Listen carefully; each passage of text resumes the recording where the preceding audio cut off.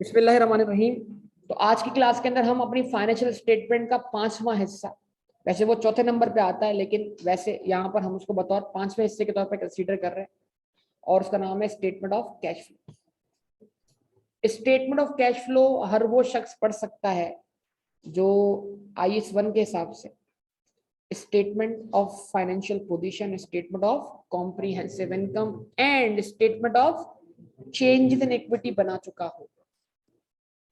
अगर ये बनाने से पहले ये सीखे बगैर, इसकी अंडरस्टैंडिंग दिए बगैर, डिविडेंड्स की अंडरस्टैंडिंग किए बगैर, कैश शेयर्स इशू करने की एंट्रीज बनाए बगैर किसी को अगर कैश फ्लो पढ़ाया सिखाया जा रहा है तो वो रट्टा मार। और कैश फ्लो का 90% रट्टा मारा जाता है फॉर्मेट का। और बच्चा शुरू में कैश फ्लो पढ़ते वक्त बहुत कंफ्यूज होता है, बहुत नहीं बहुत ज्यादा कंफ्यूज होता है और उसको थोड़ा टॉपिक डिफिकल्ट लग रहा होता है। फिर वो क्वेश्चन कर करके रिदम पकड़ लेता है और वो फॉर्मेट में वैल्यूज पुट कर करके उसका आंसर आ रहा होता है और वो आंसर देख के खुश हो रहा होता है, हाँ भाई रिकंसाइल हो गया। अब देखते हैं आपके साथ क्या होता है। अब डिपेंड ये करता है कि अहमद जो है वो फॉर्मेट पे चलना चाहता है या कॉन्सेप्ट पे चलना चाहता है। कुछ रास्ते मुश्किल होते हैं लेकिन फायदे देते हैं, कुछ रास्ते आसान होते हैं लेकिन आगे मुश्किल क्रिएट कर देते हैं। मैं स्टार्ट करूंगा कॉन्सेप्ट से। टॉपिक का नाम है हमारा, इसके ऊपर स्टैंडर्ड कवर हो रहा है, इसका नाम है IAS 7, 7वां अकाउंटिंग स्टैंडर्ड। और स्टैंडर्ड का नाम है स्टेटमेंट ऑफ कैश फ्लोज।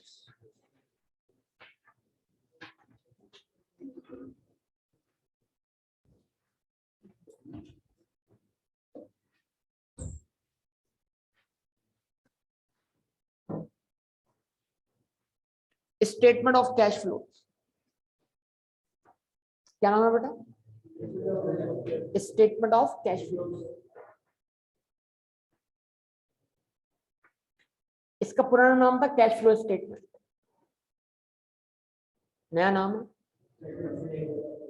ऐसे SIFP का पुराना नाम बैलेंस शीट था, ठीक है। एसोसिएट का पुराना नाम इनकम स्टेटमेंट था, वो नाम अभी भी है लेकिन अभी भी है अकाउंट हमारे पास भी अभी भी है प्रॉफिट लॉस अकाउंट में, क्योंकि एसोसिएट आप जानते हैं दो कंपोनेंट है, एक प्रॉफिट लॉस अकाउंट, दूसरा OC। तो अगर आप सिर्फ एसोसिएट का एक कंपोनेंट बना रहे हो, दूसरा कंपोनेंट आपके पास मौजूद ही ना हो, तो आप उसको प्रॉफिट लॉस अकाउंट बोल सकते हैं, कोई हर्ज नहीं। लेकिन ये नाम की चेंजेस हुई थी, कब हुई थी? 2007 में IFRS की दुनिया में सेकंड चेंज आया था, सेकंड बड़ा चेंज, उसको बोलते हैं सेकंड वेव ऑफ IFRS। और 2009 से वो इम्प्लीमेंट हुआ था। उसमें बहुत सारे स्टैंडर्ड्स क्या हुए थे, रिवाइज हुए थे। और उसमें सर फहरिस्त जो था IAS 1 presentation of financial statement था, जिसमें सारे नाम दिए गए और OCI का कॉन्सेप्ट भी रखा गया। तो 2009 से सारी चेंजेस क्या हुई थी, इंप्लीमेंट हुई थी। 12 में पढ़ना शुरू करते हैं। स्टेटमेंट ऑफ कैश फ्लो क्या है? ये भी फाइनेंशियल स्टेटमेंट है। हम बोलते हैं what is complete set of financial statement, बताइए। Statement of financial position, statement of, अब सब चुप रहे, अहमद बोलेगा ji. Ahmed, statement of financial position, statement of comprehensive income, statement of changes in equity, statement of cash flows and notes to the accounts. पांचवा, ये पांचों मिलकर क्या कहलाती है, फाइनेंशियल स्टेटमेंट्स। और ये पांचों के जरिए क्या बनती है, रिपोर्ट, जो प्रेजेंट होती है किसको, शेयर होल्डर्स को, किसमें, AGM में। और वो अकाउंट जो मिलते हैं वो ऑडिट होने के बाद मिलते हैं, तो वो ऑडिट रिपोर्ट भी होती है उसके अंदर। और वो ऑडिट रिपोर्ट किस चीज को अप्रूव कर रही होती है, मतलब वो ऑडिट हुआ होता है इनका, फिर अप्रूवल देते हैं डायरेक्टर्स और वो आगे निकल जाती है। प्रोसीजर सारा मेरे ख्याल से कंपनी लॉ वगैरह पढ़कर हमें आइडिया होगा या नहीं आइडिया। चलो एक काम ये कर लेते हैं ना, अगर मेरे पास वो डॉक्यूमेंट, एक बड़ा स्पेशल डॉक्यूमेंट है, वो अगर मुझे अभी मिल जाता तो मैं आपको, चले आपकी किस्मत अच्छी है, फ्रंट पे रखा। एक डॉक्यूमेंट आपको दिखाते हैं। इस डॉक्यूमेंट के अंदर मैक्सिमम जो चीजें आ सकती हैं वो आ रही है। इसके चलते हैं फर्स्ट पेज पर। फर्स्ट पेज बड़ा अच्छा है, आप देखिए कराची दिख रहा है आपको, क्लिफ्टन भी दिख रहा होगा आपको, ये रहा, ये जो है ना क्लिफ्टन का वो बड़ा वाला पार्क है, या है या नहीं पता नहीं, मैं आइडिया लगा रहा हूँ। नहीं नहीं किसी दौर में, ये शायद मेरे ख्याल से कराची के अंदर जो है बारिश हुई है। नहीं नहीं यहाँ पर जो है ये यार ये सारे लोडर खड़े हुए हैं गाड़ियां, या तो ये पानी भरना है या ऑयल भरना है, दो में से कोई एक बात, या तो ये ऑयल है, क्या पता ये हमारा ऑयल का इतना बड़ा रिजर्व हो यार। चले 12 आई कैप ने मछलियां, ये जो ट्रक्स हैं मछलियां पकड़ना है। सही है बेटा, नुमान बेटा, फिर तो ये टैक्स रिटर्न फाइल करने भी आया हूँ बेटा। चले जी, अब जरा आप देख ले क्या लिखा हुआ है।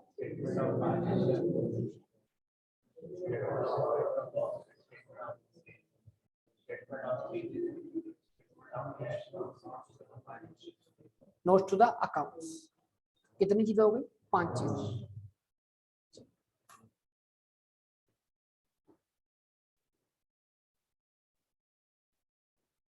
इसके अंदर हमारी इंटरनेशनल, ये जो डॉक्यूमेंट मेरे पास है ये आईकैप का पब्लिश किया हुआ है, और इसके अंदर हमारी इंटरनेशनल फाइनेंशियल अकाउंटिंग स्टैंडर्ड्स की जो है, ये फाइनेंशियल रिपोर्टिंग स्टैंडर्ड की जो रिक्वायरमेंट है वो भी है, और हमारे कंपनी एक्ट की जो रिक्वायरमेंट है वो भी, ये दोनों को मिलाकर स्पेशली पाकिस्तान की कंपनी के लिए डिजाइन किया गया कि जब पाकिस्तानी कंपनी अपने अकाउंट्स को फाइनलाइज करें तो वो अपनी रिपोर्ट्स के अंदर क्या कुछ डिस्क्लोज करेंगी, अगर इनमें से कोई चीज उनके पास अवेलेबल होगी। अब ये देखें, ये एक मैक्सिमम, बेटा प्लीज, ये एक मैक्सिमम फॉर्मेट है किसका, ठीक है जी, स्टेटमेंट ऑफ फाइनेंशियल पोजीशन, कोई इशू नहीं, कंसोलिडेटेड हो सकती है, आपको बगैर कंसोलिडेट दिखा सकते हैं।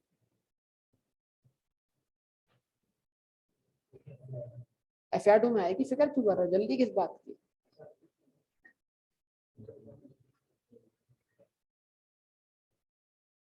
चलिए कोई इशू नहीं है, फाइनेंशियल स्टेटमेंट होती है, कंसोलिडेटेड हो या ना हो उससे कोई खास फर्क नहीं पड़ता, आपको भी कोई फर्क नहीं पड़ना चाहिए। आप कंसोलिडेटेड लफ्ज को इग्नोर करें, जिस तरह आप लेक्चर को इग्नोर करते हैं। अच्छा जी okay, financial position, statement of, देखो सबसे पहले क्या लिखा हुआ है, assets, non current asset, property plant equipment,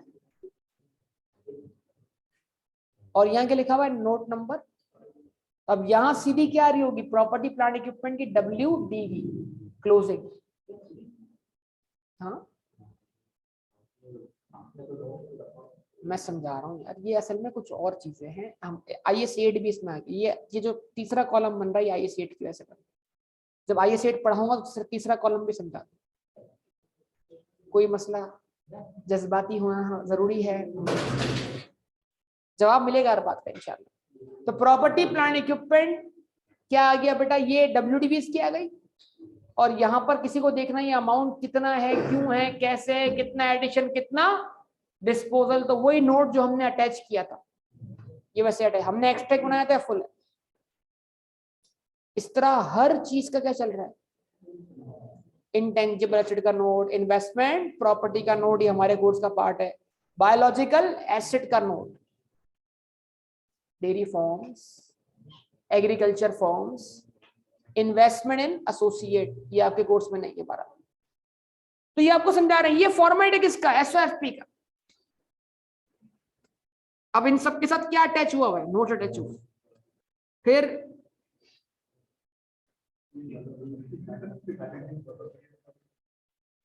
ये क्या आ रही है, SOCI, revenues, cost of sales, gross profit, revenue में क्या कुछ शामिल है, डोमेस्टिक सेल, एक्सपोर्ट सेल्स, ये सब इसका तफसीलात बतानी पड़ती है आपको, ये आप सीखेंगे इंशाल्लाह वक्त के साथ। तो आपके सामने एक बता रहा हूँ कि ये सारी चीजें आपस में कनेक्ट होकर इस तरह बनाई जाती हैं कि फिर ये रिपोर्ट की शक्ल में चली जाती है, जो कंपनी की एनुअल रिपोर्ट कहलाती है, जिसमें कंपनी की सालाना परफॉर्मेंस होती है, ऑडिटर रिपोर्ट होती है, ठीक है जी। डायरेक्टर्स की क्या होती है, उसमें अप्रूवल होती है, सिग्नेचर होने के बाद वो अकाउंट पब्लिश किए जाते हैं, तो कंपनी के पब्लिश अकाउंट्स कहते हैं उसको। बस यहाँ पर नंबर नहीं लिखे हुए, एक फॉर्मेट बना के दे दिया, ठीक है जी। वापसी आते कहाँ आते,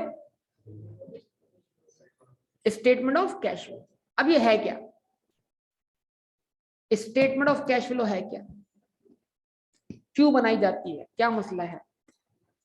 हम जो अकाउंटिंग कर रहे हैं वो अक्रूवल बेस अकाउंटिंग है या कैश बेस अकाउंटिंग, आप सबका भरपूर जवाब चाहिए। चले, अब हमारा एक दोस्त जो ना बड़ा सन्नाटे में खामोशी में चल रहा है और वो समझ नहीं पा रहा कि सर बोलना क्या चाह रहे हैं।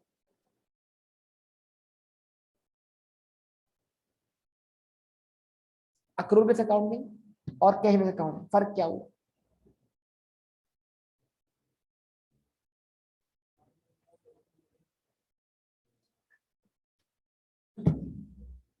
ये सीखा हमने भाई, काम करने के बाद पैसा मिलता है।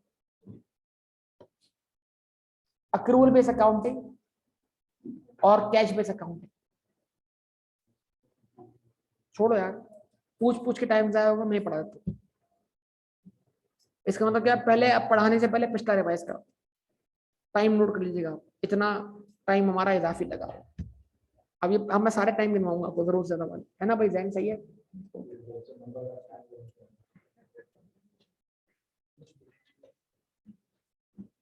एक तरफ कौन सी अकाउंटिंग भाई, और अक्रूवल बेसिस और कैश बेसिस का लफ्ज हमारे लिए टैक्स पे भी इंपॉर्टेंट है भाई साहब।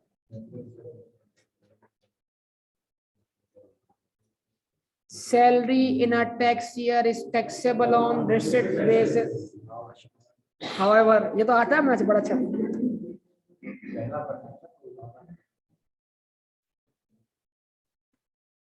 अक्रूवल बेसिस, उसके बाद कैश बेसिस। हाँ भाई, तो अक्रूवल बेस अकाउंटिंग या कैश बेस अकाउंटिंग बिजनेस की अकाउंटिंग पॉलिसी है, क्या है कि वो रेवेन्यू किस तरह रिकॉर्ड करना चाहते हैं अकाउंटिंग पीरियड के रेफरेंस से। तो हम बोलते हैं अक्रूवल बेस अकाउंटिंग होगी तो हम बोलेंगे revenues are recorded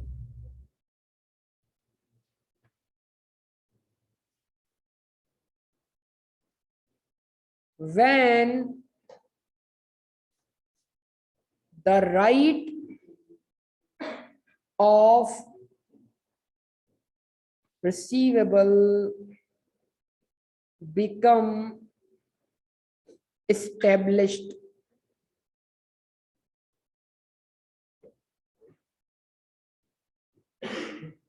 Revenues are recorded when the right of receivable become established.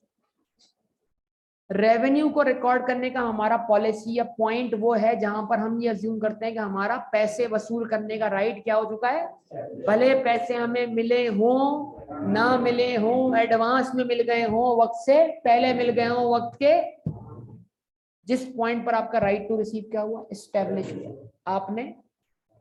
तो अगर आपने गुड्स सेल कर दी हैं, उसका कंट्रोल सेलर से बायर को क्या हो चुका है, ट्रांसफर हो चुका है, तो आप गुड्स को सोल्ड मानोगे अनसोल्ड मानोगे, भले पैसे ना मिले। क्यों, क्योंकि कंट्रोल ट्रांसफर करते ही आपका राइट टू रिसीव क्या हो गया, एस्टेब्लिश हो गया। यस और नो बोल, ये कौन सी अकाउंटिंग है। इसके अगेंस्ट जो कैश बेस अकाउंटिंग है वो रेवेन्यू की पॉलिसी क्या बताती है, revenues are recorded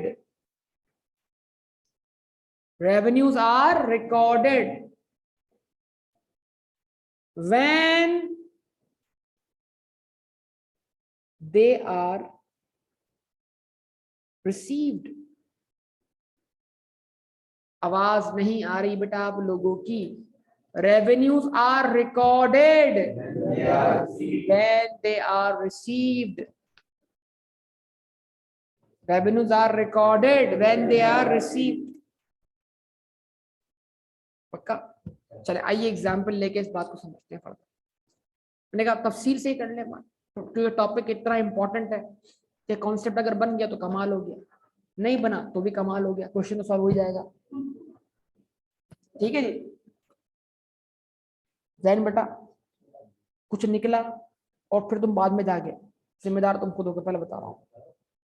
अगर तुमने फ्लाइट पकड़ी, बेहतर ये है कि यहां से उड़ के तुम वहां आ जाओ, ताकि तुम डायरेक्ट इधर देखो।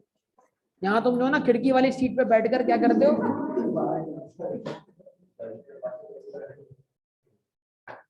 हाँ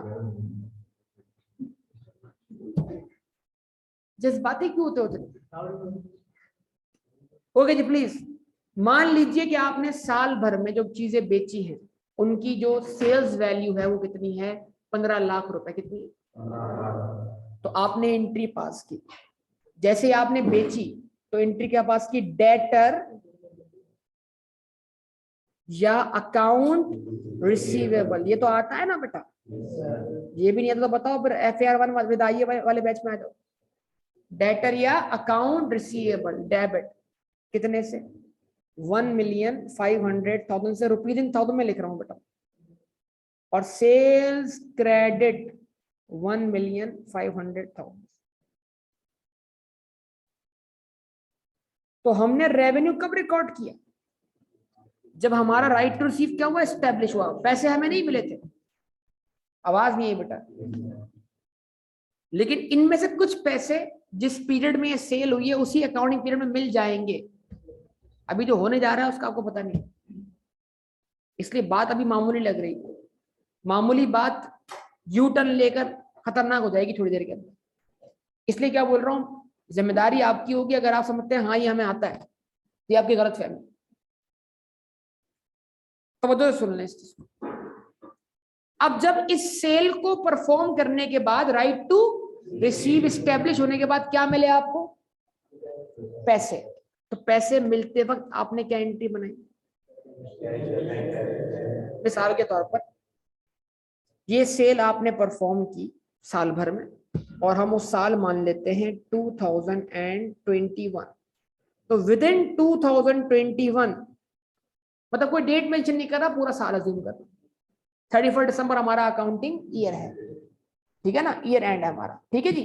तो साल भर में हमने इतनी सेल की, साल भर में हमने इतनी एंट्री बनाई। तो इस सेल के हमने अच्छा, और ये हमारे बिजनेस का पहला साल है, पिछला कोई साल नहीं, मान लीजिए।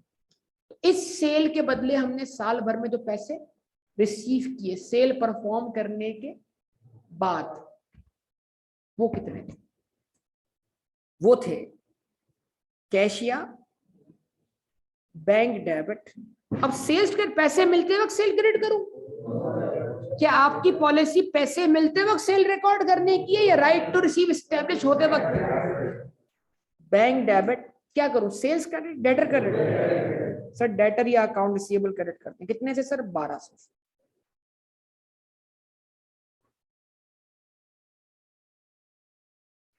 ठीक है जी। लेकिन अगर आप अक्रूवल बेस अकाउंटिंग फॉलो ना कर रहे हो, बल्कि cash basis of accounting follow कर रहे हो, तो 2021 में, आवाज नहीं आ रही बेटा, जिस पॉइंट पर आपका राइट टू रिसीव एस्टेब्लिश हो रहा है उस पॉइंट पर आप कोई एंट्री पास नहीं कर रहे।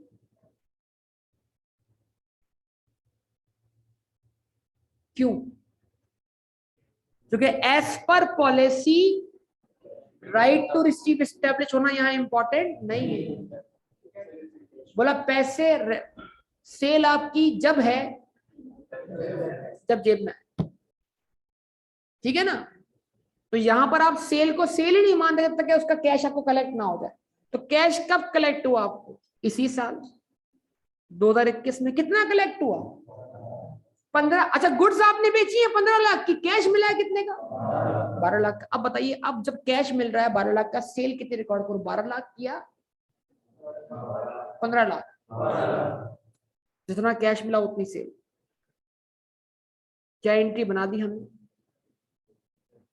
बैंक डेबिट कितने से बेटा, 12 लाख से। आवाज ही नहीं आ रही बेटा, ऑनलाइन वाले रिस्पॉन्स ही नहीं कर रहे। और क्या क्रेडिट, सेल्स क्रेडिट कितने से, 12 लाख से। बोलिए, बैंक डेबिट हो गया, सेल्स क्रेडिट हो गया। जवाब चाहिए होगा आपसे, पक्का कंफर्म, देख ले, सोच ले इस तरीके से। ठीक है जी। तो अगर कोई बोले same transaction accrual basis of accounting के लिहाज से रेवेन्यू कितना, 12 लाख 15 लाख बोले ना, 15 लाख, और कैश बेस के लिहाज से रेवेन्यू 12 लाख। क्यों? क्योंकि जो 15 लाख की सेल हुई उसमें तब तक आपको कितने मिले, 12 लाख। तो रिमेनिंग 3 लाख कब मिलेंगे, अगले अकाउंटिंग पीरियड में। तो जो 3 लाख अगले अकाउंटिंग पीरियड में मिलेंगे वो कैश बेस के लिहाज से जिस साल रिसीव होंगे उस साल की सेल माने जाएंगे। लेकिन वो 3 लाख रुपए जो यहाँ रिसीव नहीं हुए वो अक्रूवल बेस अकाउंटिंग के लिहाज से 2021 की क्या बन चुके हैं, सेल बन चुके हैं। क्योंकि राइट टू रिसीव तो आपका एस्टेब्लिश हो चुका है या नहीं हुआ? जवाब दे दे भाई सब लोग बनाए। तो यहां तक का फर्क समझ में आया? अच्छा, अगला हिस्सा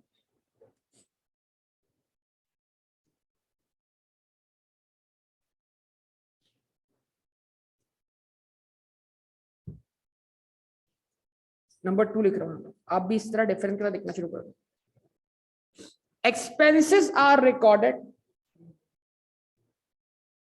पता होगा, याद होगा, अहमद को तो पक्का पक्का याद है। Expenses are recorded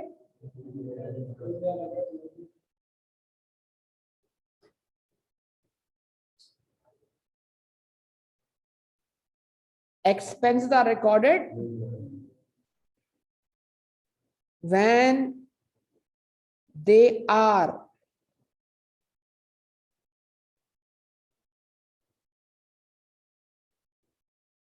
occurred, they are occurred to be occurred। जवाब दे। और likely to be occurred।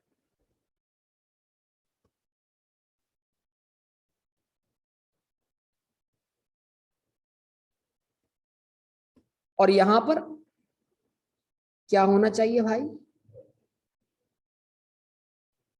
Expenses, आवाज ही नहीं आ रही है, expenses are recorded when they are paid।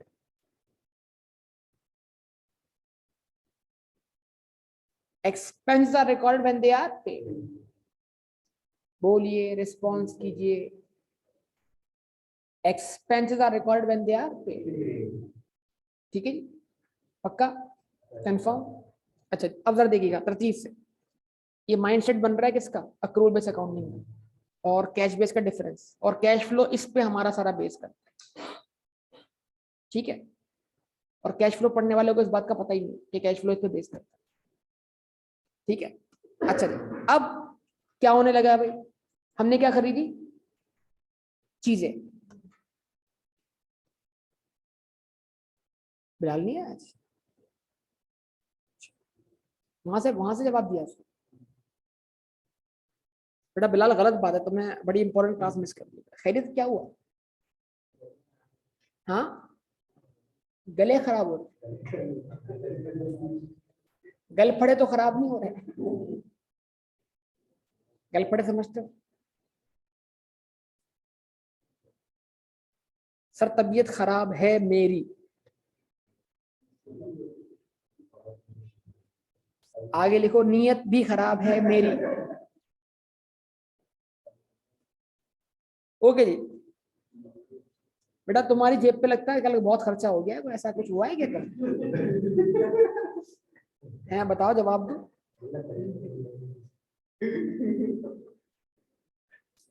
चले 12 वापसी आते हैं। Expenses are recorded when they are accrued, they are to be accrued. Expense को एक्सपेंस मान लो जब वो अकर हो जाए। मतलब मिसाल के तौर पर, एक एग्जांपल के तौर पे लिख रहा हूँ, 2021 हमने एम्प्लॉय रखा दिसंबर में, सिर्फ मान लो, बात को आसान रखा, हमने एम्प्लॉय कब रखा, दिसंबर में। सारा साल एम्प्लॉय रखा, सिर्फ दिसंबर में रखा, 1 महीना। उसकी सैलरी दिसंबर की क्या हो चुकी है, ड्यू हो चुकी है।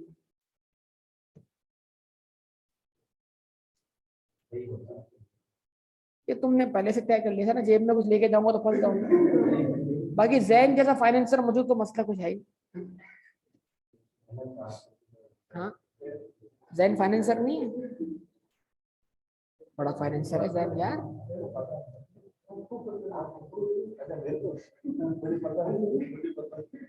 चले वो जैन खुश हो गया ये बात सुन के, वैसे हो गया भाई वापसी यार। Expenses are recorded when they are accrued. मतलब आपने एम्प्लॉय रखा कहां पर, दिसंबर में। दिसंबर की सैलरी उसकी क्या हो गई, ड्यू हो गई, आपने अब तक पे, आपने बोला सैलरी तो महीना खत्म होने के बाद मिलती है, कब मिलती है, जनवरी में। पे कब करेंगे, जनवरी में। ठीक है जी। तो आपने यहाँ अक्रूवल की क्या पास कर दी, एडजस्टमेंट, यस और नो, जवाब देना। तो एंट्री क्या बनी, सैलरी एक्सपेंस डेबिट, आवाज नहीं आ रही, सैलरी पेएबल क्रेडिट। बचपन की entries, salary expense debit, salary payable credit. मान लें वो सैलरी है 50 रुपए, मतलब 50 रुपए, 50,000 रुपए। भाई समझ आ रहे हैं आप तो यार, माशा।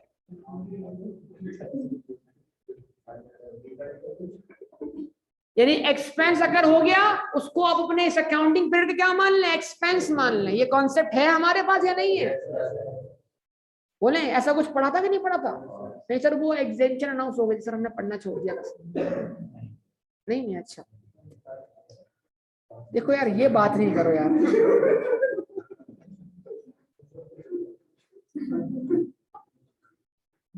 बोले जवाब दे, जवाब दे। अच्छा अब बताइए, इधर समझिएगा प्लीज, इधर समझिएगा। क्या 2021 में अब तक कोई सैलरी पे हुई है, तो कैश बेस के लिहाज से वो हमारा एक्सपेंस ही नहीं है। तो सर कब पे होगी, 2022 में। तो कैश बेस ऑफ अकाउंटिंग के लिहाज से एक्सपेंस कब बनेगी, 2022 का एक्सपेंस बनेगी। जवाब दीजिए, सही पक्का कंफर्म। तो एक केस में एक्सपेंस बना, एक केस में एक्सपेंस नहीं बना। देखते जाइएगा और समझते जाइएगा। 2021 में हमने इन्वेंट्री परचेज की बेचने के लिए, अगर सिस्टम अज्यूम करें कौन सा, पर पीरियोडिक। अच्छा ऐसा कुछ नहीं है, पर पीरियोडिक नहीं होता। अच्छा पीरियोडिक पर होता होगा, परपीचुअल सिस्टम और पीरियोडिक सिस्टम। हम अज्यूम कर रहे हैं पीरियोडिक सिस्टम, जिसमें हम इन्वेंट्री खरीदते क्या मान लेते हैं, एक्सपेंस। मान लेते हैं कि हमने 2021 में इन्वेंट्री खरीदते क्या कर लिया, उसको एक्सपेंस मान लिया, भले वो बिकी हो या खरीदते। टू बी अकर्ड, क्या एंट्री बनी, बिलाल बेटा तुम्हारी जितनी सैलरी है उस हिसाब से तुम्हारे पास 1 रुपया भी जेब में नहीं था। बड़ी अफसोस की बात है, तुम्हारी इतनी सैलरी बनवा दी, पता नहीं अभी तो तुम्हारा टैक्स भी नहीं कैलकुलेट किया हमने, और इसके पास जेब में पैसे ही नहीं। परचेज तो साबित हुआ हर अमीर आदमी गरीब होता है। परचेजेस डेबिट बतौर क्या, एक्सपेंस। कितने से बेटा, 800 से। बोले बेटा कितने से, 800 से। और हमने ये चीज किससे खरीदी, क्रेडिट से। अभी खरीदी है, उसकी पेमेंट की नहीं है, तो हम पर क्या क्रेडिट हो गई, लायबिलिटी। कितने से, 800 से। देखिए अकाउंटिंग चलना शुरू हो गई है, जरा सोचिएगा, समझिएगा, बात कीजिएगा। अच्छा अब क्या हुआ सर, हमने क्रेडिटरों की पेमेंट, एंट्री बनाते हैं। क्रेडिटर अकाउंट डेबिट किया, आवाज नहीं आ रही, क्रेडिटर अकाउंट डेबिट किया सर, क्रेडिटर अकाउंट डेबिट किया, कैशिया बैंक क्रेडिट किया। आप सबका जवाब नहीं मिला मुझे। मान लीजिए कितने से, 600 बोल दो, चलो 600, वो भाई कह रहे हैं 600। 600 कितने से बेटा 600 से। सही है, कितने से कर दिया भाई? ओके, बात क्लियर? ओके, लेकिन अब बताइए जिस वक्त हम यहाँ परचेज डेबिट कर रहे हैं उस वक्त कोई एंट्री नहीं बन रही। बोले बोले जवाब दें। लेकिन लेकिन जिस वक्त हम क्या कर रहे हैं, पेमेंट कर रहे हैं, उस वक्त एंट्री बन रही है, उस वक्त एंट्री बन रही है। परचेजेस डेबिट उतने से जितनी हम क्या कर रहे हैं, पेमेंट कर रहे हैं, 600 से, और बैंक क्रेडिट 600 से। सही है?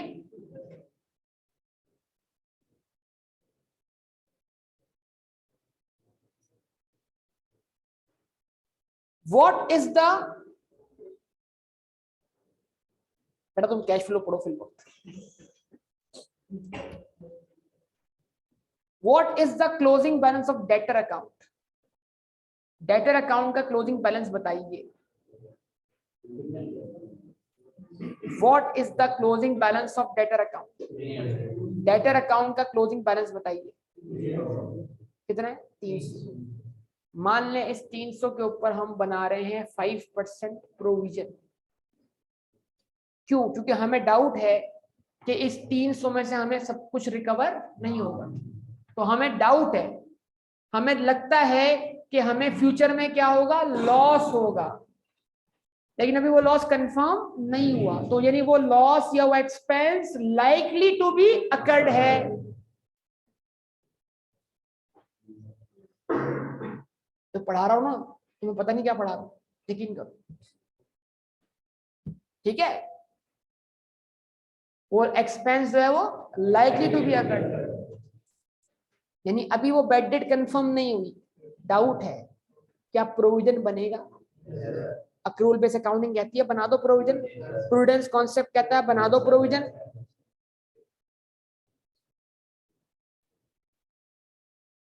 तो एक एंट्री बनी, bad debt debit, bad debt debit, बोले अलाउंस फॉर डाउटफुल डेट या प्रोविजन फॉर। सर आप बहाने बहाने से हमें रिवाइज करवा रहे हैं सर आप हमें पढ़ाने की कोशिश कर रहे हैं सर।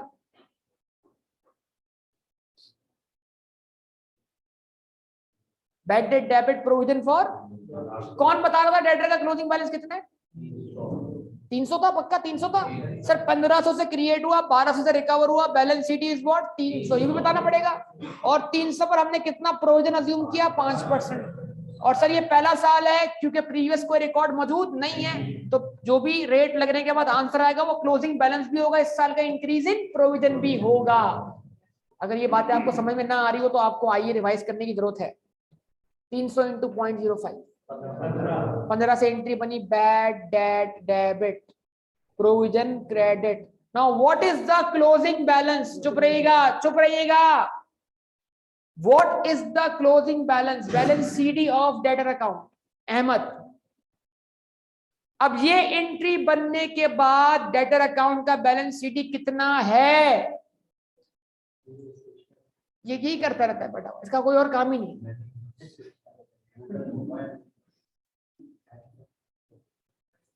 285। हाँ भाई शाहजहां, 300 क्या कह रहे हो यार? अहमद गलत बोल सकता है। वजाहत 285, 285। अच्छा जी बेटा। यार तुम्हारे पड़ोस से बंदा 300 बोल रहा है, जरूरत कैसे हुई उसकी ऐसा बोलने? वजाहत को गलत बोलने की, वजाहत से पूछते। सर अरे वजाहत वजाहत को गलत बोल रहा है। हाँ जी, हम कहाँ हैं? हाँ जी 300। भाई 300 वाले कितने हैं? इतने सारे। और 285 वाले गिने चुने, शाहजेब भी उनमें। और शाहजेब ये गलती एक बार नहीं कई बार कर चुका है। आई सिस्टम में कर चुका है भाई। कॉन्ट्रा क्रिएट क्या है? कॉन्ट्रा, क्या आपने डेटर अकाउंट क्रेडिट किया? कमाल है यार। तो डेटर अकाउंट क्रेडिट नहीं किया, डेटर का बैलेंस क्या हुआ? 300। ये तो कॉन्ट्रा क्रिएट हुआ ना। एसओएफपी बनाते वक्त डेटर अकाउंट का कितना बैलेंस शीट उठाएंगे? 300। इस अकाउंट का कितना बैलेंस शीट उठाएंगे? और नेट करके 285 कहां दिखाएंगे? लेकिन डेटर अकाउंट का बैलेंस तो 300 है ना। ये सारी तमीज, ये सारी बातें आपको कहीं सिखाई गई थी? नहीं सर, हम बदतमीज हैं सर। और ऐसी यहां कोई एंट्री नहीं बन रही, ऐसी यहां कोई एंट्री नहीं बन रही, ऐसी यहां कोई एंट्री नहीं बन रही। फिर बोल रहा हूं, ऐसी यहां कोई एंट्री नहीं बन। अब मान लीजिए कोई क्लोथिंग स्टॉक नहीं है, बात को आसान करने के, आवाज ही नहीं है सर। मान लीजिए कोई क्लोथिंग स्टॉक नहीं है सर जी, मान लीजिए कोई क्लोथिंग स्टॉक नहीं, बोले कोई क्लोथिंग स्टॉक, तो इसका क्या मतलब? जो परचेज हुआ है वही सोल्ड माना जाएगा। आप सबका रिस्पांस चाहिए। हाँ, ये ऐसे सुन के बोल रहे हो या यकीन से बोल रहे हो? तो अगर हम बना लें आज की तारीख में अक्रूवल बेस एसोसीआई, यार भाई मेहरबानी थोड़ा मेहनत करें, पार्टिसिपेट करें। मुस्तफा बेटा कैलकुलेटर किधर है हमारा? हाँ, एसोसीआई बताइए, अक्रूवल बेस अकाउंटिंग के लिहाज से सेल्स कितनी लिखी जाए? हाँ बेटा, 1500। अक्रूवल बेस अकाउंटिंग के लिहाज से सीओजीएस कितनी लिखी जाए? वो जितनी परचेज हुई है सर। क्यों? क्योंकि कोई कोई बोलो बोलो, जागो जागो जागो। कोई यार बिजनेस का पहला साल बोल चुका हूं, फिर भी ओपनिंग की बात करते हो यार। और क्लोजिंग पहले बोल चुका हूं, कोई नहीं है। तो कॉस्ट ऑफ गुड्स सोल्ड कितनी मानी जाए? जितनी परचेज की है उतनी। कितनी परचेजेस हैं हमारी? 800। चलिए सर 800 को मान लें आप। क्या कॉस्ट ऑफ गुड्स? आवाज नहीं आ रही बेटा आपको? तो सर हमारा क्या मिल गया? हमें ग्रॉस प्रॉफिट मिल गया। जबरदस्त। सर कितना ग्रॉस प्रॉफिट आ गया? 700 आ गया। बेहतरीन काम। कुछ एक्सपेंसेस भी हैं जो हमने रिकॉर्ड किए, लेस क्या करवा दिए? एक्सपेंसेस। एक्सपेंसेस लेस क्या करवा दिए? एक्सपेंसेस। आवाज ही नहीं आ रही सर मेरी तो। एक्सपेंसेस, आवाज नहीं आ रही। एक्सपेंसेस बोले ना, सबसे पहले क्या है? सैलरी है।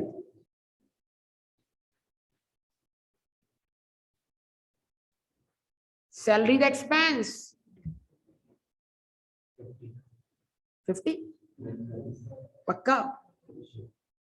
फिर सैलरी के बाद बैड डेट कितना?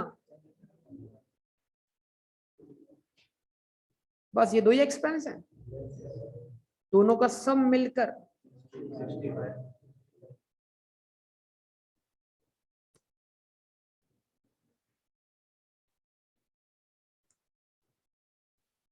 हमारे बिजनेस का नेट प्रॉफिट। हाँ जी, 635।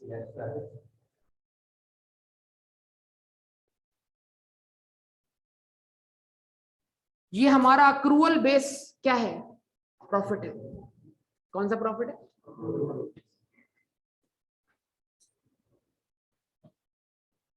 एसओसीआई। कौन सी वाली बेटा? Cash base.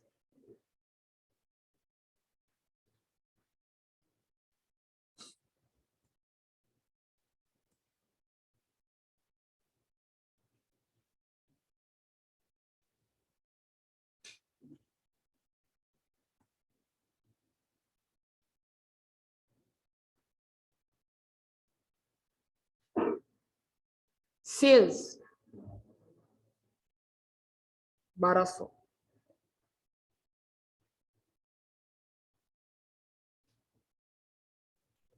सेल्स पक्का कंफर्म,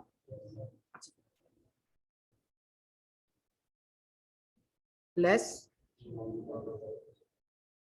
कितनी 600, ग्रॉस प्रॉफिट पक्का,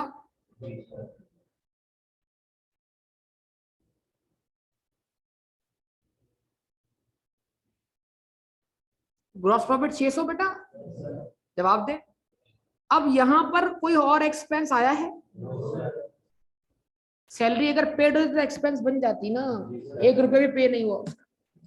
बेड डेट की एंट्री में तो कैश सिरे से मौजूद ही, अगर कंफर्म बेड डेट भी हो जाए, राइट ऑफ भी हो, तब भी कोई कैश मौजूद नहीं। तो बेड डेट नामी एंट्री कैश बेस अकाउंटिंग में बनती ही नहीं। क्यों? डेटर ही नहीं। कमाल बात करते, बेहतरीन बात करते। तो मतलब हमारा कैश बेस प्रॉफिट क्या होगा? तो एक तरफ क्या दिख रहा है हमें? एक तरफ क्या दिख रहा है? अजान हो रही जी जनाब। तो एक तरफ हमें क्या दिख रहा है? 635 क्या है? अरे नेट प्रॉफिट तो है, लेकिन उसकी बुनियाद क्या है? दूसरी तरफ क्या लिखा हुआ है? ये स्टेटमेंट ऑफ कैश फ्लो। ये पता ही नहीं किसी, यकीन कर, ये स्टेटमेंट ऑफ कैश फ्लो। आप मेरी बात माने ना माने, ये क्या है? ये स्टेटमेंट ऑफ कैश फ्लो, यानी जो हमारी कैश बेस्ड एसओसीआई है, वो स्टेटमेंट ऑफ कैश फ्लो। अब मसला क्या है? मसला ये है कि कंपनी की एचसीआई, सुनो बात तो समझो ना यार, कंपनी की एसओसीआई बन कैसे रही है? ऐसे या ऐसे? ऐसे बोल रहे हो, बोलो ना, अक्रूवल बेस। मैं तो ऐसे कर सकता हूं, तुम कैसे करोगे? ऑनलाइन वाले कैसे करेंगे? वो बैठे हैं, सुन बैठे। हाँ जी, कंपनी की एसओसीआई कैसे बन रही है? और ऐसे नहीं बन रही ना। अब करना क्या है? अब मेरे लिए ये स्टेटमेंट है, ठीक है जी, मेरी इजाद की statement.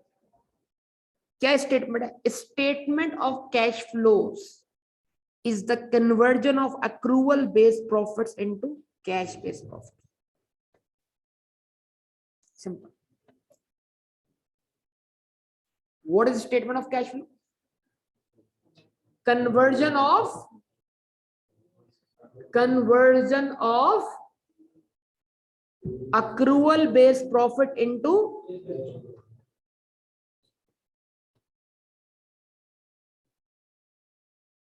Statement of cash flows. क्या है भाई? कन्वर्जन है। किसका कन्वर्जन है?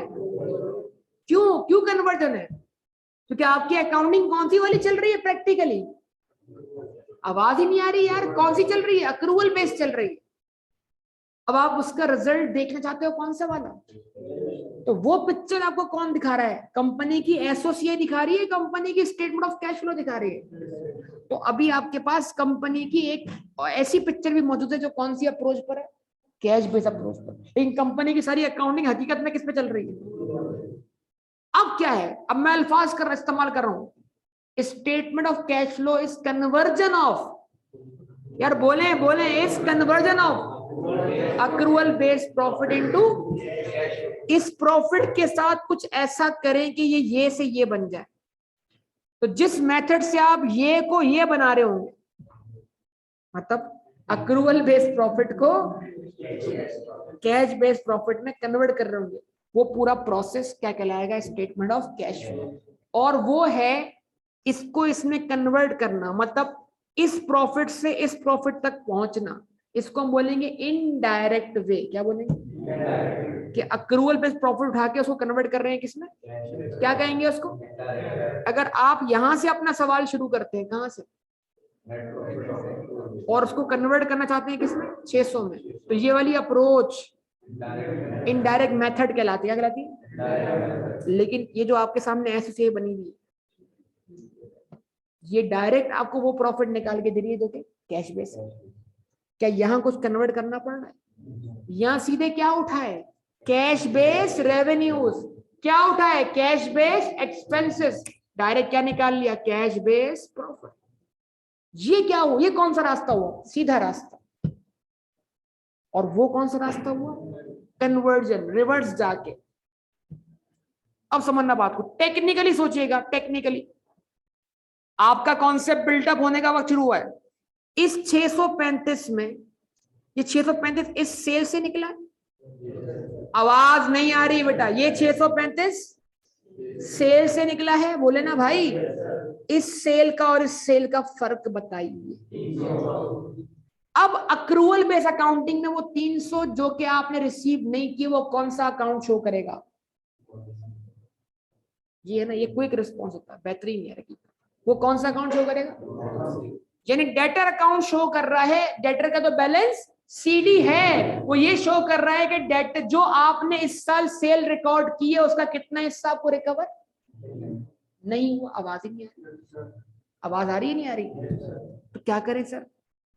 अगर मैं इस प्रॉफिट में से जो डेटर्स है उसका इफेक्ट क्या करवा दूं? लेस करवा दूं। कितने से बेटा? 300 से। तो मतलब मैं इस सेल में मौजूद, क्योंकि ये तो नेट रिजल्ट है ना, इस नेट में ये भी है, ये भी है, ये सब है। क्या कहते हो भाई? तो मैं क्या कर रहा हूं? मैं इस सेल में मौजूद 300 को रिवर्स कर रहा हूं कि अगर ये 300 से मैंने सेल बढ़ा के रिकॉर्ड ना की होती तो मेरी सेल वही होती। लेकिन मुझे ये कौन बताएगा कि मेरी सेल में कितना बैलेंस अक्रूवल बेस की वजह से है और कैश बेस में वो बैलेंस ना होता? कौन बताएगा? डेटर का बैलेंस सीडी। बीडी भी इस्तेमाल करेंगे लेकिन अभी नहीं, अभी सिर्फ सीडी पे बात चल रही है मेरी। अच्छा जी, ये कॉस्ट ऑफ गुड सोल्ड मैंने 800 से एक्सपेंस मानी है। कैश बेस में कितने से एक्सपेंस बनती? कैश बेस में कितने से एक्सपेंस बनती? 6 से। तो भाई मैंने अपनी कॉस्ट ऑफ गुड सोल्ड में 200 रुपए बढ़ा के लिखे हैं अक्रूवल बेस अकाउंटिंग की वजह से। वो 200 मुझे कहां से मिलने चाहिए? क्रेडिटर के अकाउंट से, क्योंकि मैंने परचेज डेबिट किया था 800 से, क्रेडिटर अकाउंट क्रेडिट किया था 800 से, फिर पेमेंट रिसीव हुई थी 600 से, क्रेडिटर अकाउंट का बैलेंस सीडी 200।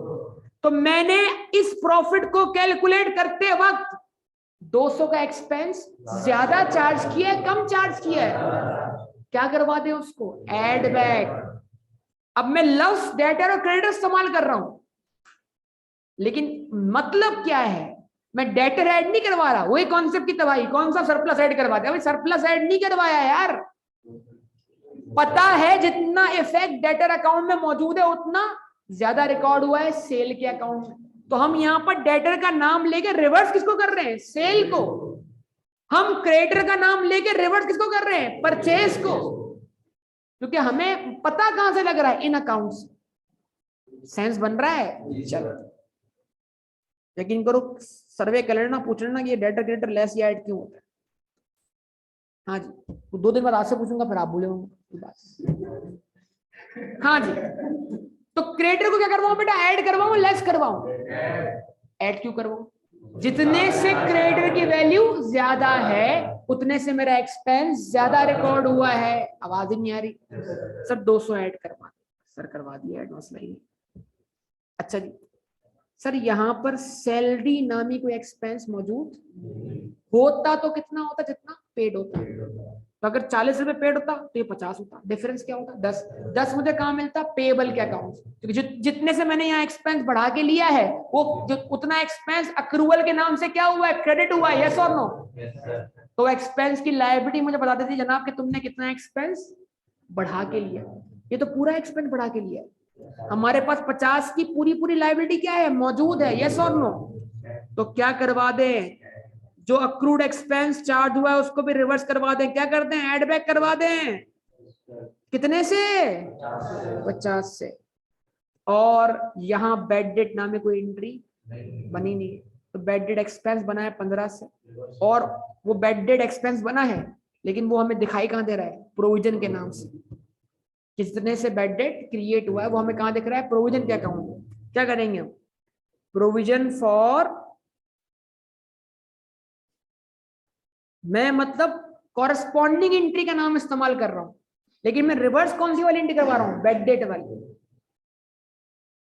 तो प्रोविजन फॉर डाउटफुल डेट कितने से, 15 से। जरा इन सब के इफेक्ट निकाल के देखें आंसर। यकीन माने यही statement of cash flow. Conversion of, आसान लफ्जों में उन तमाम ट्रांजैक्शन को रिवर्स करवाना है जो नॉन कैश है। यार आवाज ही नहीं, आसान लफ्जों में उन तमाम ट्रांजैक्शंस को रिवर्स करवाना है जो कि नॉन कैश है। वो ट्रांजैक्शन जो होती ही नहीं है अगर हम कौन सी वाली अकाउंटिंग फॉलो कर रहे होते हैं, और वो हैं तो क्यों है, अक्रूवल बेस। तो अगर उनके इफेक्ट्स रिवर्स कर दिए जाए तो आपका अक्रूवल बेस प्रॉफिट कन्वर्ट होगा कैश बेस प्रॉफिट।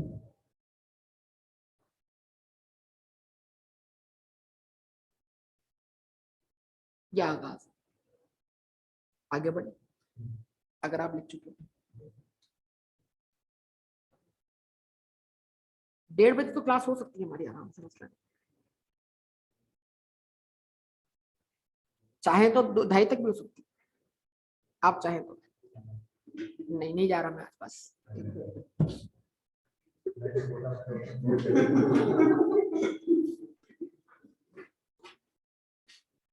हाँ जी बोले, यहां तक लिख चुके तो मैं आगे बढ़ूं, जवाब तो दे। चले आइए अकाउंट्स खोलते हैं, कि अकाउंट्स खोले ना, फिर इसको अगले अकाउंटिंग पीरियड में कन्वर्ट करते हैं। नहीं, क्या कहते हैं आप, अकाउंट्स वो खोलेंगे जिनके बैलेंस सीडीज और बीडीज हो।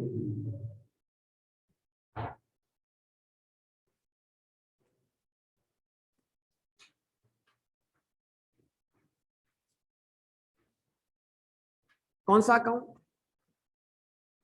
और इतना अकाउंट खोलेंगे इसमें अगला साल भी कवर हो जाए, तो क्या मैं 2 साल कवर कर दूंगा आपके साल।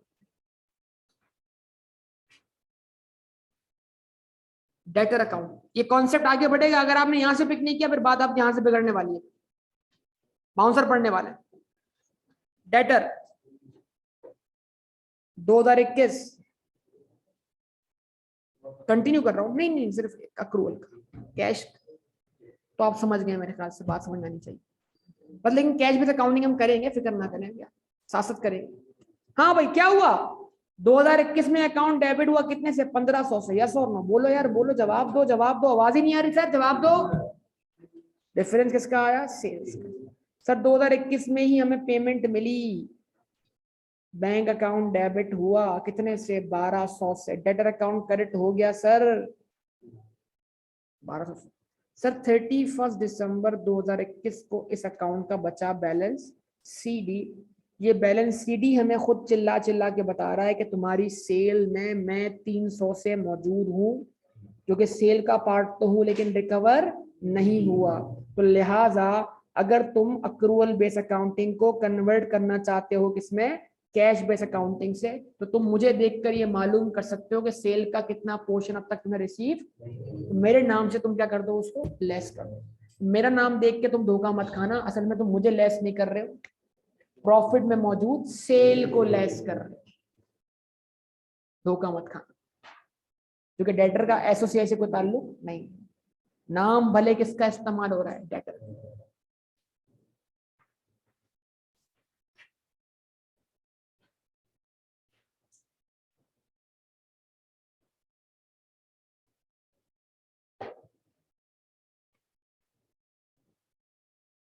क्रेडिटर,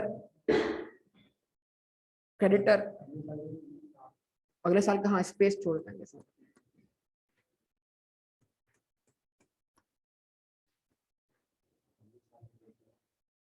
मतलब इस अकाउंट में अगले साल का भी स्पेस छोड़ दें ताकि ट्रांजेक्शन कंटिन्यू।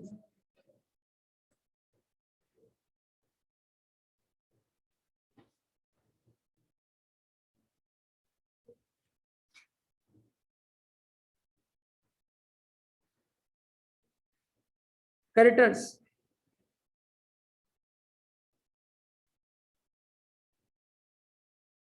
एंट्री बनी परचेज अकाउंट डेबिट, आवाज नहीं है बेटा, क्रेडिट अकाउंट क्रेडिट कितने से 800 से।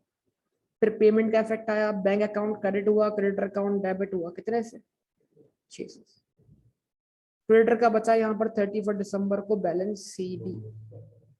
ये बैलेंस शीट में ये बता रहा है कि आपकी परचेज, आपका एक्सपेंस 600 से ज्यादा है या 600 से ज्यादा इस्तेमाल हुआ है cost of good sold calculate करते वक्त।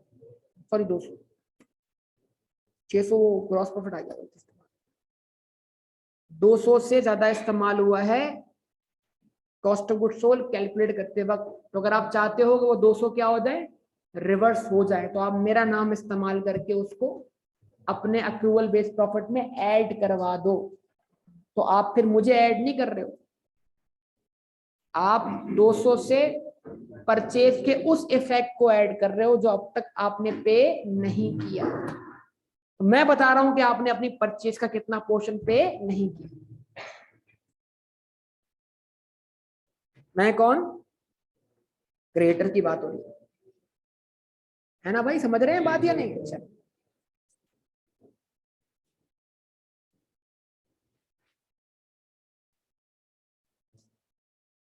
सही है ये सही नहीं है? चलो, ये दो अकाउंट है और कैश का अकाउंट है। कैश आया 1200 से, कैश कम हुआ, बना लेते हैं कैश का अकाउंट बना लेते हैं। असल में हमारा कैश का जो आंसर था ना, कैश अकाउंट है, वो भी वही कैश फ्लो को शो कर रहा है ना। कैश का इनफ्लो कितने से हुआ 1200 से, आउटफ्लो कितने से हुआ, तो हमारे पास साल भर में कितना कैश जनरेट हुआ,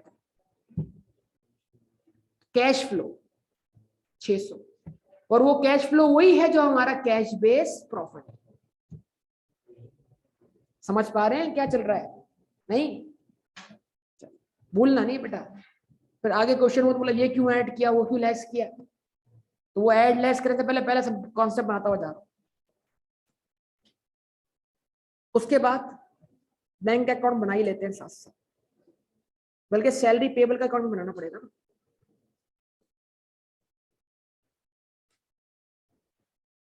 सैलरी, सैलरी अकाउंट बनाते हैं कौन सी अप्रोच से, वन अकाउंट अप्रोच।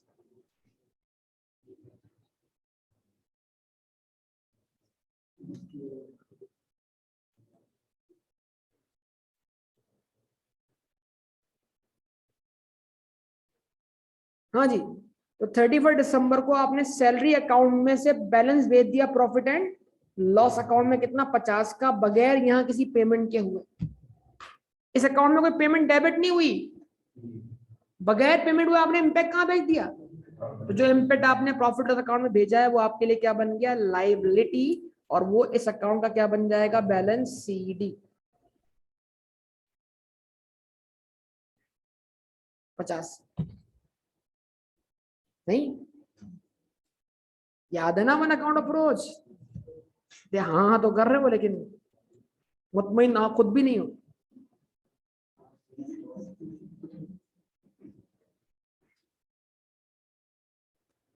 अकाउंट बना provision for doubtful debt, account बना प्रोविजन फॉर डाउटफुल डेट का, अकाउंट बना प्रोविजन फॉर डाउटफुल डेट का। कौन सी approach, one account approach, one account approach पर कोई इशू नहीं।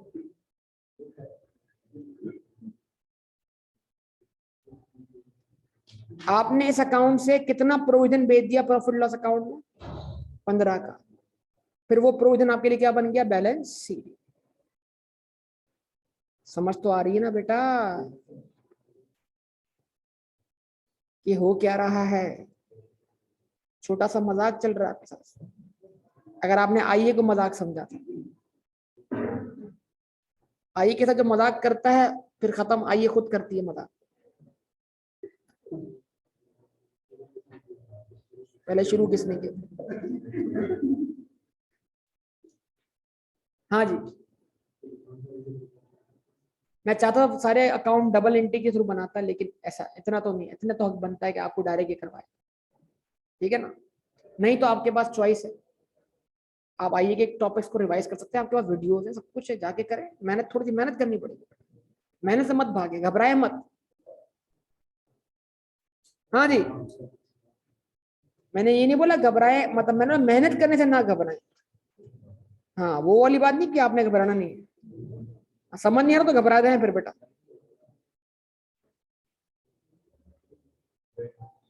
हाँ भाई, 2022 शुरू हुआ। हाँ, बैंक अकाउंट बनाऊं, चलो भाई बोले बैंक अकाउंट बना दो।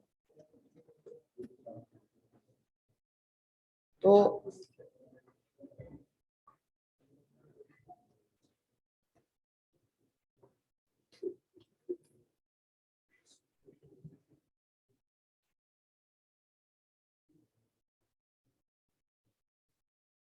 हाँ जी, प्लीज, एंट्री क्या बनी? बैंक अकाउंट डेबिट हुआ 1200 से, बोलिए। बैंक अकाउंट डेबिट हुआ 1200 से, रेफरेंस इसका आया डेटर का, अमीन को समझ नहीं आ रही रेफरेंस इसका आएगा। और अमीन बेटा बैंक अकाउंट क्रेडिट हुआ कितने से? 600 से, रेफरेंस किसका आया अमीन बेटा? क्रेडिटोर, डेटोर, डेटोर क्रेडिटोर, इन्वेंटोरी अभी आई नहीं है।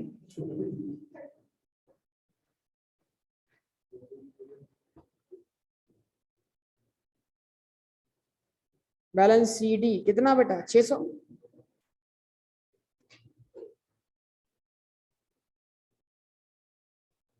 यार आप जवाब नहीं दे रहे, मुझे यकीन करें। अब आप मुझे बताइए 2021 में हमारे बिजनेस ने कितना नेट कैश फ्लो जनरेट किया? हमारे बिजनेस का इनफ्लो, हमारे बिजनेस का इनफ्लो, हमारे बिजनेस का आउटफ्लो, हमारे बिजनेस का cash flow, net cash flow, inflow, net inflow outflow, net inflow outflow, net inflow. ठीक है, यहां तक बात समझ में आती? ये लॉ वाले तो नहीं बैठे बाहर क्लास के इंतजार में? बैठे हैं आप? नहीं, उनकी क्लास वहां भी हो सकती है, इसलिए मैं वहां कंटिन्यू करवा, बाहर बैठे नहीं तो कोई तो बात सकते हैं मेरे पास। और स्टूडेंट बैठे, आप उनको बोल दें सर दोबारा क्लास वहां, मैं कंटिन्यू कर रहा हूँ क्लास, बोला अगर क्लास शुरू करनी है तो वहां करवा दें क्लास। हाँ जी,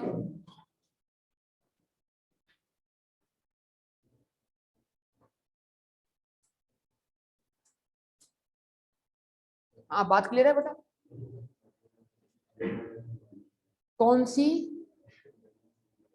माशाल्लाह। अच्छा,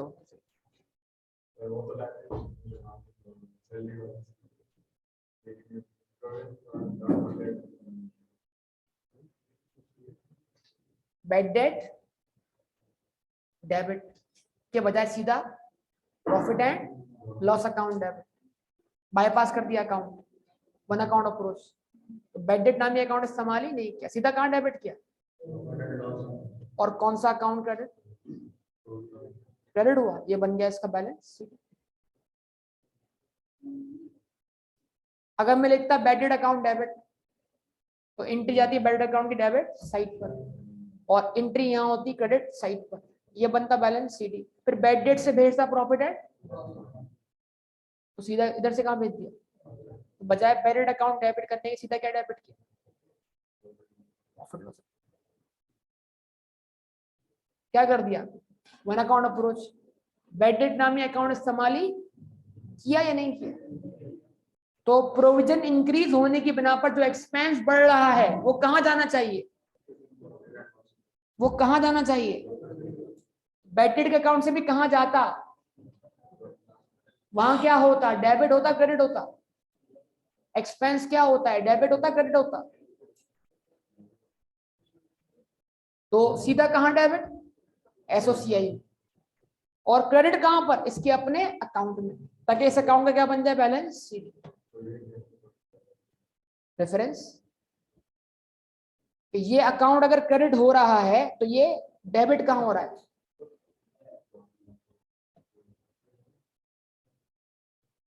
इसके वजह यहाँ क्या आता? बैड डेट आता ना।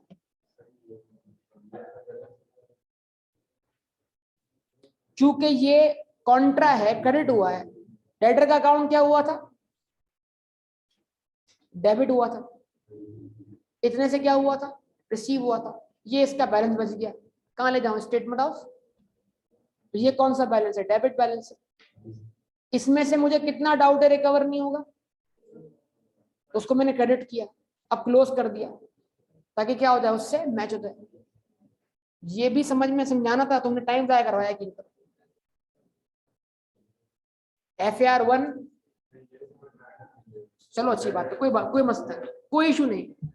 लेकिन मैंने जानबूझकर, समझो बात को, मैंने जानबूझ के अकाउंट बनाया ताकि कुछ लोगों को परेशानी हो, और परेशानी होगी तो फिर वो जस्तुजू करेंगे सीखने। बाज़ दफा कुछ परेशानियां जानबूझ के क्रिएट की जाती है।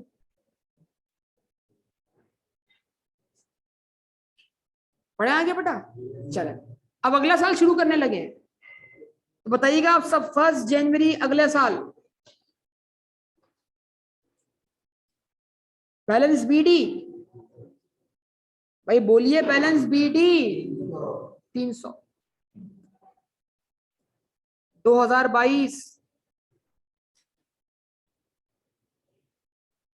1 जनवरी बैलेंस BD 200।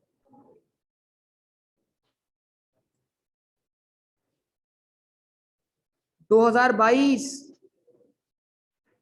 1 जनवरी बैलेंस BD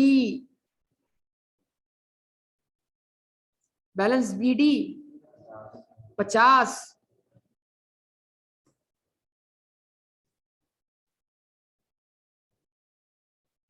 1 जनवरी 2022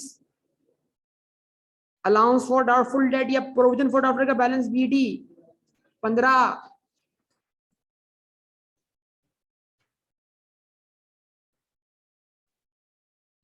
2022 1 जनवरी बैलेंस BD 6। चले, अब मैं कोई एंट्री बनाऊंगा, डायरेक्ट इफेक्ट कहां लूंगा? टी अकाउंट्स में। और आपने इसी को देख के बताना है कैश बेस रेवेन्यू क्या है और अक्रूवल बेस रेवेन्यू क्या है, ताकि अब आपका इम्तिहान हो कि आपने मेरी बात को कितना समझा और सुना है। ठीक है जी, नाउ स्टार्ट ले रहा हूं मैं, तवज्जो दरकार होगी आप सबकी बेटा प्लीज। हमने इस साल मजीद गुड्स सेल की। बोले बेटा हमने इस साल मजीद गुड्स सेल की। कितने की सर? 2 मिलियन की। क्या एंट्री बनी? 2 मिलियन से debtor account debit, sales credit. यार जवाब दे दिया करो भाई। सर इसमें से हमें कितने पैसे मिल गए? सर इसमें से हमें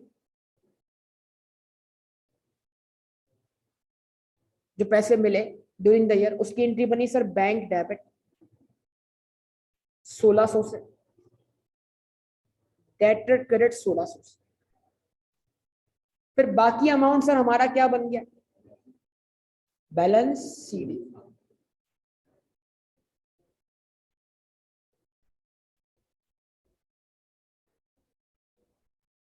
कितना बेटा?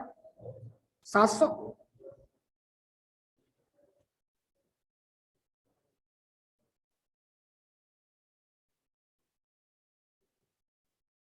टर्निंग पॉइंट शुरू होने लगा बेटा। अगली एंट्री इस साल की सर हमारी परचेजेस।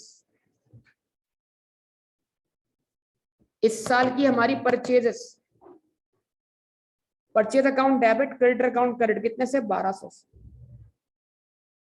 रेफरेंस किसका आया? परचेजेस का। सर इस साल हमारी परचेज के अगेंस्ट पेमेंट्स,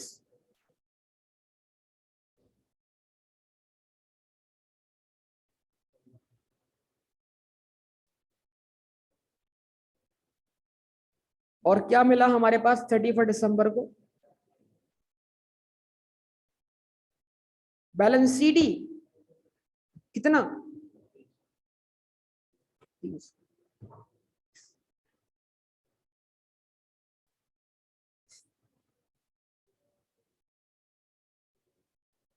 आवाज नहीं आ रही बेटा। इस साल भी मैं कोई क्लोजिंग स्टॉक अज्यूम नहीं कर रहा हूं बेटा।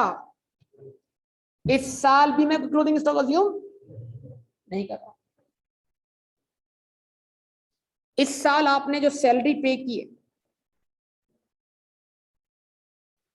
अब फिर बेटा जैन एक नया मसला शुरू होने वाला है, एक नया प्रॉब्लम आने वाला है। अब यहाँ सैलरी अकाउंट में तुम्हें प्रॉब्लम करना शुरू कर देगा बेटा, गौर करना, जरा देखना, गौर से देखना। अब सैलरी अकाउंट में मसला करने वाला है।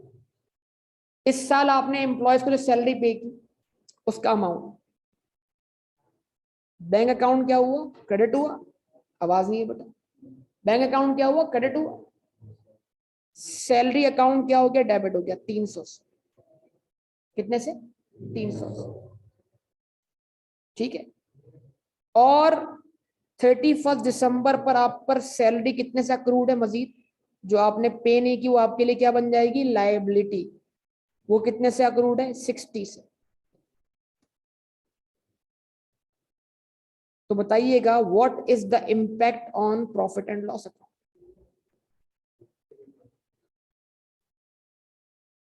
कितना बेटा, 310।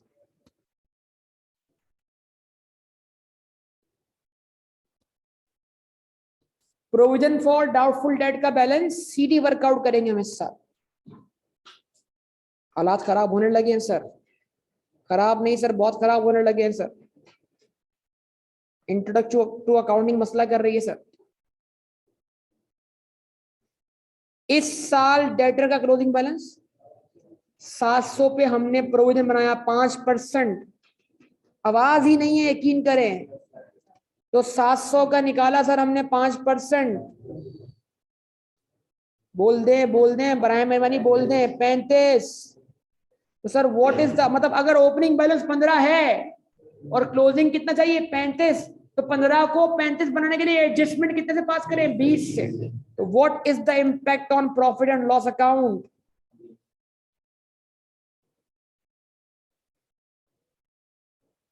कितने से, 20।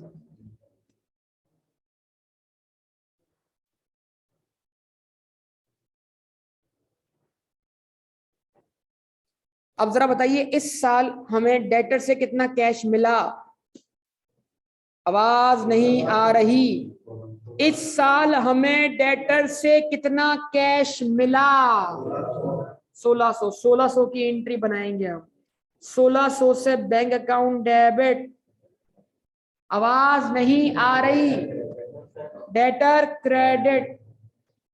फिर हमने क्रेडिटर को कितनी पेमेंट की, क्रेडिटर अकाउंट क्या हुआ, डेबिट हुआ, बैंक अकाउंट क्या हो गया, क्रेडिट हो गया 1100 से। आवाज नहीं आ रही सर।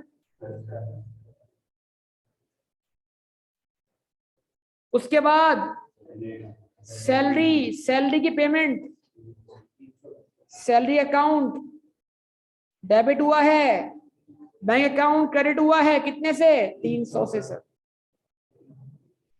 तो पे किया वो record.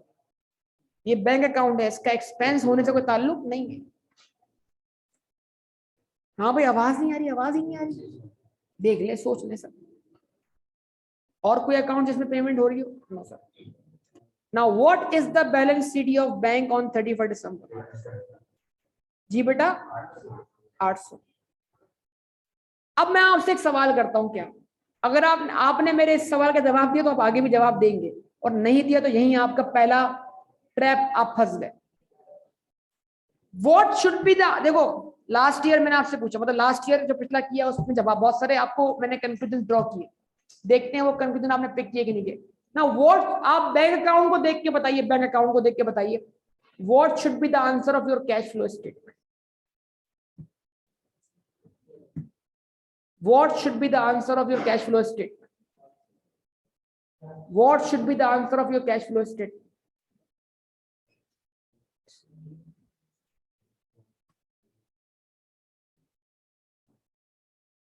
what should be the answer of your cash flow statement। Cash flow statement में आंसर वो है जो इस साल का इनफ्लो है, उसमें पिछले साल का इनफ्लो शामिल नहीं होना चाहिए। आवाज नहीं आ रही बेटा, क्योंकि कैश फ्लो स्टेटमेंट में लिखेंगे फॉर द ईयर एंडेड। तो क्या आंसर होना चाहिए बताइए, 200। Let's prove. एक तो ये है कि सीडी में बीडी का इफेक्ट शामिल है, तो एक तरीका क्या है, एक तरीका ये है कि सीडी में से बीडी माइनस करो माइनस, तो कैश फ्लो का आंसर 200 आना चाहिए। Let's proof. ये तो पिछले साल का इनफ्लो था, इसको इग्नोर करो, इग्नोर।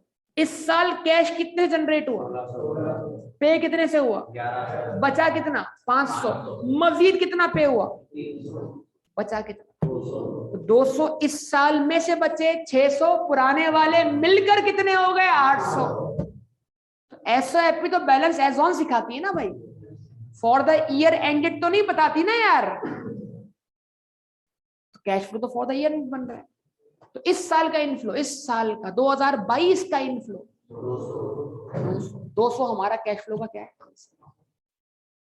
अब आइए, अगर मैं बनाता हूं क्या, डायरेक्ट बना रहा हूं, यहां लिख रहा हूं मैं एसओ सी आई। देखिएगा बेटा, 2 कॉलम बना रहा हूं, अक्रूवल कैश। ठीक है जी। क्या लिखूंगा मैं, सेल्स। आप लिखवाएं सेल्स, इंतजार कर रहा हूं ना। अगर आपने ये पिक कर लिया, यकीन करें आपने कॉन्सेप्ट पिक कर लिया। अगर आपने पिक नहीं किया, आपने 2000 जितने से डेटर डेबिट हुआ उतने से सेल्स के क्रेडिट हुआ, 2 मिलियन रुपीज इन 1000 में। लेकिन अब है कोई जो मुझे कैश बेस सेल बता दे, 1600। बेहतरीन बेहतरीन जनाब, बेहतरीन। क्यों, जो रिसीव हुआ पक्का लेस सीओजीएस। कोई क्लोथिंग स्टॉक अज्यूम नहीं किया, पिछले साल भी क्लोथिंग स्टॉक नहीं था, मतलब इस साल कोई ओपनिंग स्टॉक भी नहीं है। बात को आसान करने के लिए तो इस साल की परचेज, इस साल की कॉस्ट ऑफ गुड सोल्ड है।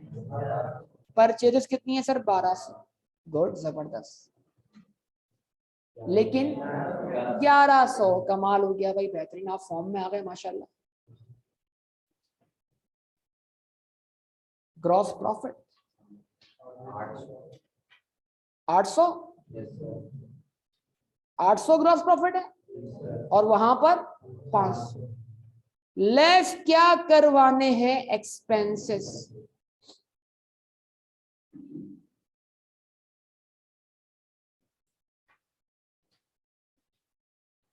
बोलिए, सबसे पहले सैलरीज। तो एसओसीआई के अंदर आपने सैलरी के अकाउंट से कितना इंपैक्ट भेजा प्रॉफिट लॉस अकाउंट में, 310। कमाल है भाई, जबरदस्त। लेकिन लेकिन लेकिन कैश बेस के लिहाज से आपने इस साल कितनी सैलरी पे की, तो वो पूरा इस साल का कैश बेस एक्सपेंस है 300। Bad debt, bad debt provision कितने से इंक्रीज हुआ, लेकिन ये कोई कैश बेस्ड ट्रांजैक्शन नहीं है, लिहाजा वहां पर मौजूद नहीं।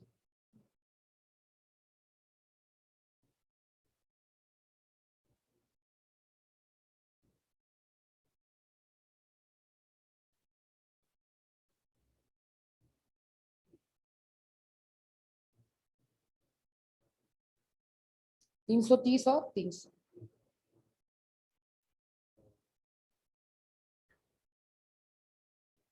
800 माइनस 330, 470। और what is your cash based profit, ये 200 वही है जो इस साल कैश जनरेट हुआ, ये 200 वही है जो इस साल कैश जनरेट हुआ है, फिर बोल रहा हूं। और वो मैंने आपको कैश अकाउंट से भी दिखाया, और यही हमारा कैश बेस्ड प्रॉफिट है। अब सवाल है आपसे, अगर आपने कर दिखाया तो क्या ही बात, नहीं किया तो कोई मसला नहीं, आगे हो जाएगा। अच्छा, क्या करें कि 470 200 बन जाए। Convert accrual based profit into cash based.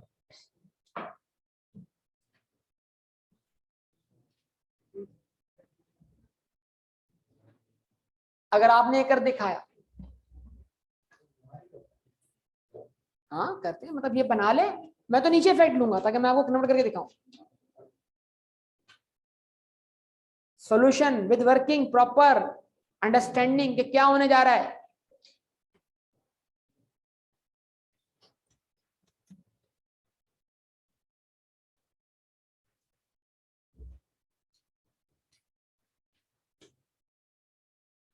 हो गया?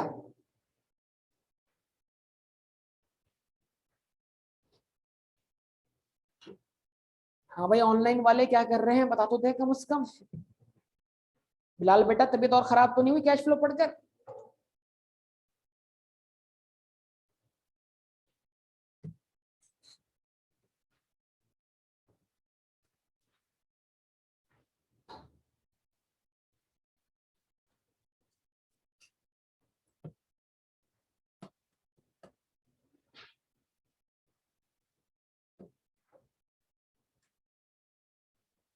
चले जी, लेस सर होना तो वही है, डेटर्स एड। सर आप लिख रहे हैं डेटर क्रेडिटर, लेकिन आप जानते हैं कि ये बतौर रेफरेंस लिखा जा रहा है। असल में आप डेटर्स का इफेक्ट लेस करवा के सेल में मौजूद नॉन कैश रेवेन्यू को रिवर्स करवा रहे हैं, और क्रेडिटर में मौजूद नॉन कैश एक्सपेंस को रिवर्स करवा रहे हैं। समझे इन बातों को? बार बार बोल रहा हूं मैं आपको। हाँ जी, अक्रूड एक्सपेंस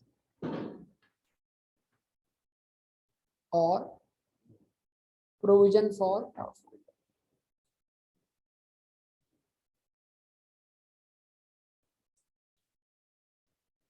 थोड़ा सा मुश्किल है, थोड़ा सा टेक्निकल है। बताइए डेटर का हमारा ओपनिंग बैलेंस क्या था? ओपनिंग बैलेंस 300 पहले लिखे, उसमें से माइनस करवाएं क्लोजिंग बैलेंस कितना? 700। What is the net effect on debtor? इस साल नया डेटर कितने से क्रिएट हुआ? 400।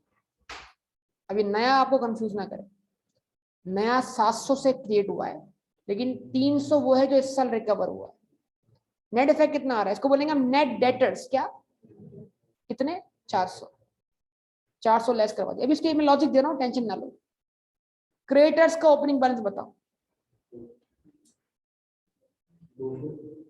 सॉरी, क्रेडिटर का क्लोजिंग बैलेंस बताओ। क्लोजिंग बैलेंस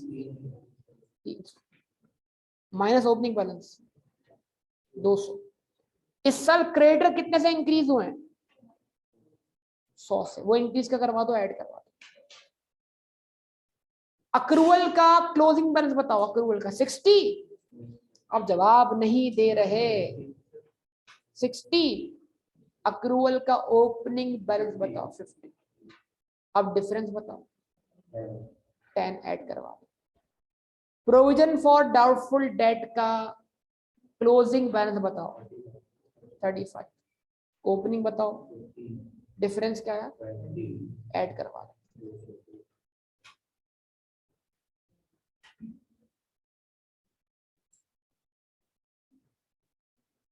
सर आप हमें देखा, मुझे उम्मीद क्या है आपसे? मुझे ये उम्मीद है कि आपने 10 और 20 का इफेक्ट जरूर लिया होगा, उसमें आपने गलती नहीं की होगी। आपसे अगर गलती हुई है,